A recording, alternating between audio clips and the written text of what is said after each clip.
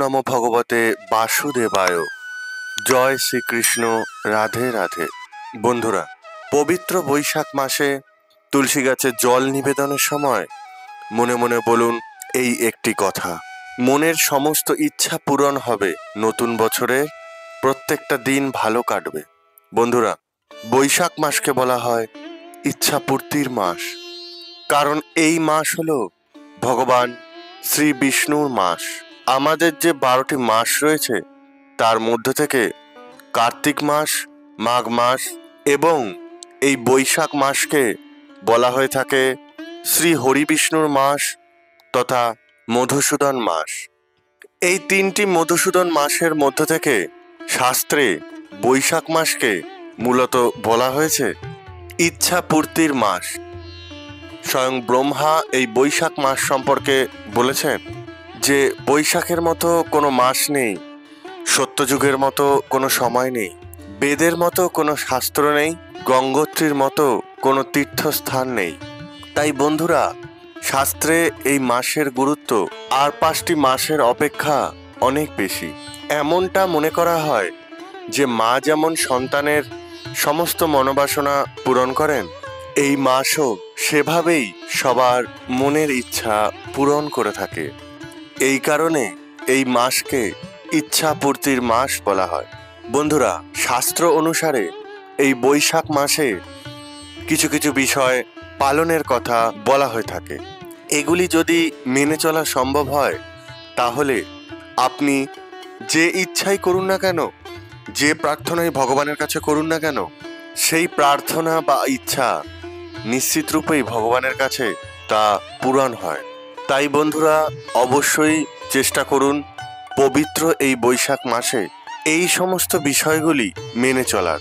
দেখবেন এতে আপনার ও আপনার পরিবারের কল্যাণ হবে এবং আপনি যা প্রার্থনা করবেন, যা ইচ্ছা প্রকাশ করবেন তা হবেই হবে।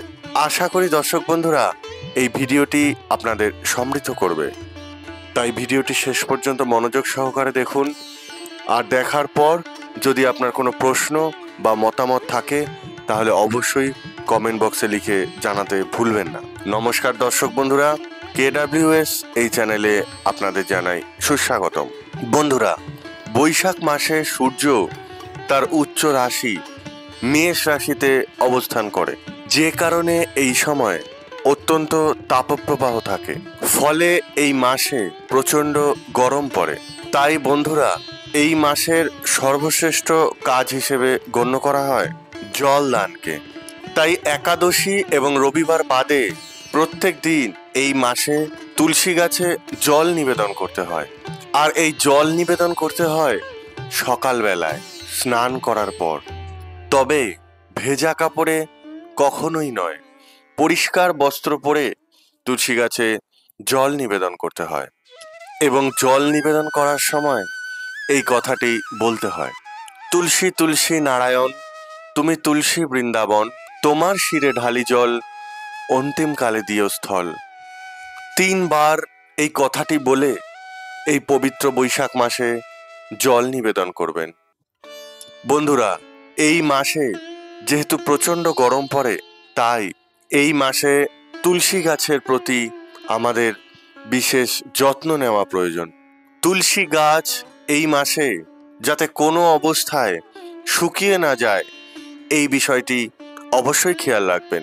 এবং একটি বিষয় মনে রাখবেন যে যখনই আপনি কোনো কাজের জন্য যখন তুলসী পাতা তুলবেন, তখন 3 বার হাততালি দিয়ে এই কথাটি বলে তুলসী পাতা তুলবেন। বলবেন, ডালে কৃষ্ণ পাতায় হরি, সরে বসো কৃষ্ণ তুলসী তুলি, ওম সুভদ্রায় নমঃ। বন্ধুরা, পবিত্র এই বৈশাখ মাসে তুলসী তলায় প্রত্যেক দিন পারলে অবশ্যই একটি প্রদীপ প্রজ্বলন করুন এবং তুলসী দেবীর উদ্দেশ্যে সামান্য হলুদ এবং সিঁদুর অর্পণ করুন। আর তুলসী তলায় বাতি জ্বালানোর সময় এই কথাটি মনে মনে বলুন, তুলসী তলায় দিচ্ছি বাতি, সাক্ষী থেকো ভগবতী, সাক্ষী থেকো দেবগণ আর লক্ষ্মী নারায়ণ, তুমি তুলসী বৃন্দাবন, অন্তিমকালে দিও স্থল। ওং নমো ভগবতে বাসুদেবায়। বন্ধুরা, শাস্ত্র মতে বৈশাখ মাসে তুলসী দেবীর কাছে এইভাবে যদি আপনি জল নিবেদন করার পর প্রার্থনা করেন এবং বাতি জ্বালান, তাহলে মনের সমস্ত ইচ্ছার পূর্তি হয়। এই মাসের সর্বশ্রেষ্ঠ কাজ হিসেবে গণ্য করা হয়েছে জল দানকে। তাই এই বৈশাখ মাসে কোনো পথচারীকে জল খাওয়ান। তৃষ্ণার্তকে এই সময় জল দান করলে ঈশ্বরের আশীর্বাদ লাভ করা যায়। পশু পাখিকেও এই সময় জল খাওয়ান। প্রচণ্ড গরমে এই সময় নদী নালা শুকিয়ে যায়, তাই জলের অভাবে কষ্ট পায় পশু পাখিরা। তাই বন্ধুরা, এই সময় বাড়ির চার কোণে অথবা বাড়ির ছাদের চার কোণে একটি পাত্রে সামান্য জল রাখার ব্যবস্থা করুন। শাস্ত্র অনুসারে বৈশাখ মাসে এইভাবে আপনি যদি জল দান করেন, তাহলে 4 ধাম যাত্রা এবং রাজসহী যজ্ঞ করার পূর্ণ ফল লাভ করা যায়। বন্ধুরা, বৈশাখ মাসে কোনোভাবেই জলের অপচয় করবেন না। এই মাসে জল নষ্ট করলে দেবদেবীরা অত্যন্ত রুষ্ট হন। তাই কোনো জায়গায় যদি শুধু শুধু জল পড়তে দেখেন, তখন তা অবিলম্বে বন্ধ করার ব্যবস্থা করুন। বন্ধুরা, এই মাস যেহেতু ভগবান শ্রী হরিবিষ্ণুর মাস হিসেবে পরিচিত, তাই যদি সম্ভব হয় প্রত্যহ এই মাসে ভগবান শ্রী বিষ্ণুর চরণে তুলসী পাতা নিবেদন করুন এবং তার পূজা করুন। যদি প্রত্যেক দিন সম্ভব না হয়, তাহলে একাদশী, পূর্ণিমা এবং এই মাসের বৃহস্পতিবার দিন অবশ্যই এই কাজটি করার চেষ্টা করুন। দেখবেন এতে আপনার ও আপনার পরিবারের ওপর সদা শ্রী বিষ্ণুর আশীর্বাদ বর্ষিত হবে। বন্ধুরা, এই মাসে কখনই কিন্তু বেলা পর্যন্ত ঘুমাবেন না।